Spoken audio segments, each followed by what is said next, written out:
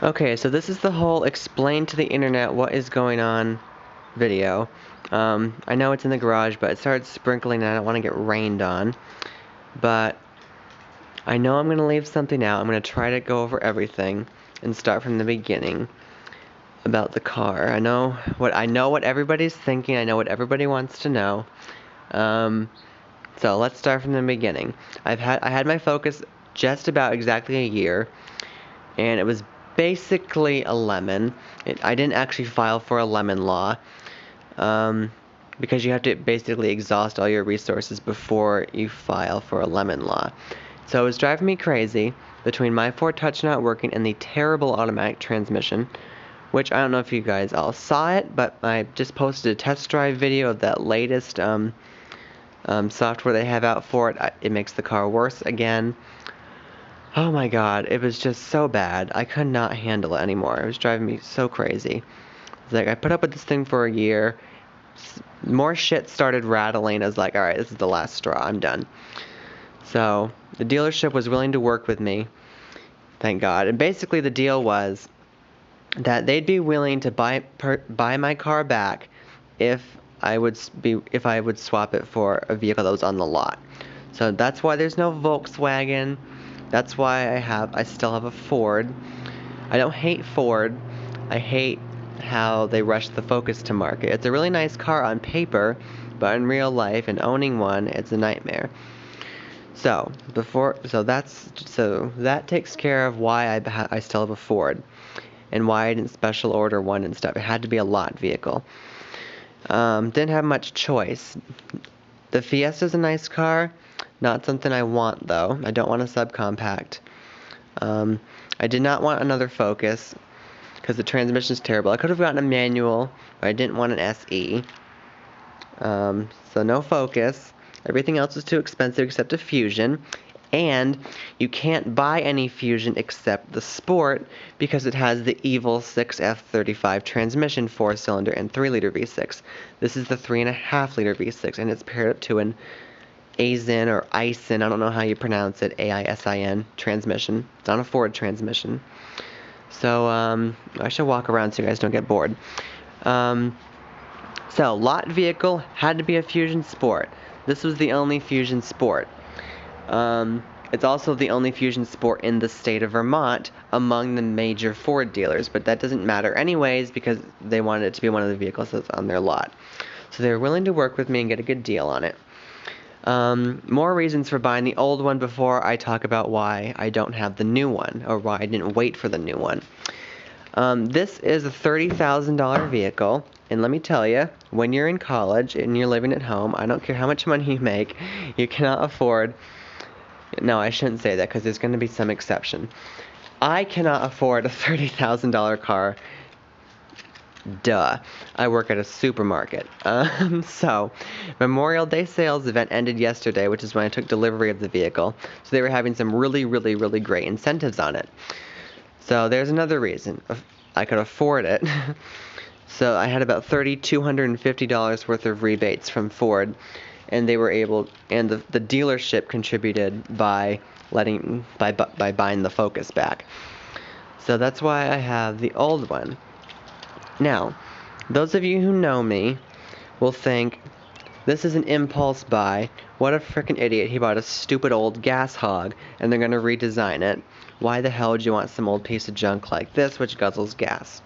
And yes, I completely agree with you. In fact, I was just saying that to myself the other month. What the hell? Why the hell would I want this car? But that is easy to say when you're sitting behind a computer and you're not driving it and you're not sitting in it and you're not listening to it or feeling it. Yes, the car is old, but that doesn't mean it sucks. Again, those of you who know me will think, yeah, bullshit, Eric. You think everything that's half a year old sucks. But, hear me out on this. I used to have a Mercury Milan, so I'm very familiar with this old car. And I really liked it. So this is a platform that I'm very familiar with, these older Fusions. Okay, this is the part where my rehearsing got a little bit vague. So I'm very familiar with this vehicle. So it's not like a regular crappy old car before they redesigned. I'm very familiar with it. And after I drove it, I realized the 2010 enhancements really are quite good. Now, granted, yes, is it dated? Sure. But it's not terrible, it's livable. And certainly all the benefits like the power, the refinement make up for that compared to what I was driving before and given the situation that I was in. If I wasn't in the situation, no, I probably wouldn't have bought the old Fusion. For the same money, I would have gotten, a base model CC or a Passat V6 or something like that. But given the situation I was in, I think this is really a great compromise, considering where I was. It still has, soft touch dashboard. It has these beautiful leather seats, which you can't see because it's dark. The seats are super comfortable. The ride quality is actually better than my Focus. It's quieter. The engine is obviously smoother and considerably more powerful. Yes, I took a hit in gas mileage. Oh my god, this is taking forever to say everything. Why don't I have the new Fusion? I didn't want to wait for it, obviously, because the Focus was driving me crazy. And even if I did wait for it, as if I would buy another latest and greatest Ford. That's why I bought the Focus. I'm like, oh, look, the latest and greatest stuff. Oh, only old people think that proven technology is the best. Well, sometimes old people are right, and the old stuff works, and the new stuff doesn't, and the new stuff doesn't at Ford. So I didn't want my Ford Touch. Everybody thinks it's the best looking car in the world. And yes, if you look up the definition of what is the best looking midsize family sedan, you will probably see a picture of it. Maybe a Kia Optima as well. No thanks and no small part to Peter Schreier, who used to design Audis, but now he works at Kia. But that's just besides the point. It just seems to me like they took an Aston Martin repeat and took away most of the jewelry to make this car that, yes, it looks cool. I don't know how to say it. It just doesn't quite appeal to me. I really liked it at first, but then I was like, it just seems like, I don't know how to explain it, so I'm not going to bother. I'm not terribly in love with the new Fusion. It's very nice. It's a Ford Mondeo. I'll get to that in a sec. It's a very nice car, but it doesn't really matter because this is what I have now. I'm trying to say this somewhat professionally, but it is just not working out. What else? Oh, another reason why I'm happy with this older car. I have kind of an emotional connection to this sort of thing because my first car was a Ford Contour. And for those of you who don't know, that was a Ford Mondeo that they brought over here. So it had a great chassis. It was red, it had a spoiler. And my dream car from the 90s has always been a red Ford Contour SVT.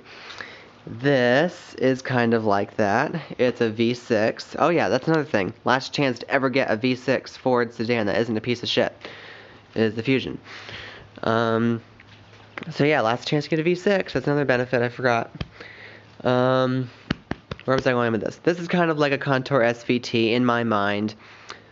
So I'm even more like emotionally attached to it because it's red. It's got a V6. It's the sport version, sport suspension, the cool dual exhaust. I loved my Contour. It was Mom's car forever. It was her first car. She actually really truly loved. It was my brother's first car too. We loved our Contour. End of story. Even though it was a slow 4-cylinder with a lousy automatic.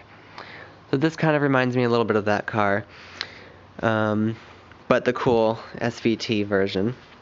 So there's your 90s flashback. That's why I love my Fusion. The features. How is Eric ever going to survive without dual zone automatic climate control? How? I'm going to survive because the Contour didn't have it. It's not the be all end all. All those little features, my Ford Touch, the screen, the intelligent access, they quite honestly don't mean jack shit if the car drives like hell. And the transmission drove me insane. And this car drives like a peach. This is getting really long. I hope you get the gist of it. Please ask me to clarify anything in the comments. I really like my new car. Plenty of videos to come. The camera is flashing a giant red battery, which means it's going to die soon. So I'll catch all you guys later. I know this is kind of rushed. I wanted to get all these answers out there so I don't have to answer them a zillion times. I hope I'm not talking too fast. God, this must be really irritating to watch on YouTube, so I'm going to cut it off right there. Alright, thanks again, guys. I will catch you later. Yes, that's pretty much all I want to say for right now. Yes, people think, oh, one more thing. People think, oh, you ruined your channel for buying an old Fusion instead of the Focus. Do you guys honestly, most of you don't. Most of you are nice people and I like you, but there are jerks out there. Do people honestly think I buy my car based on what I think people on the internet are going to want to see? No. I buy my car to please me, and then I put it on the internet, not the other way around. So, I don't care if people think I ruined my channel by buying an old boring car that everybody has seen time and again. It doesn't bother me. I don't care what people on the internet think. I mean, I do, but not those kind of people. So, I hope you guys like it. If you hate me, I'm sorry. But now I'm done, because you're really probably sick of listening to this. Alright, here's a gauge shot, and then we're gonna leave.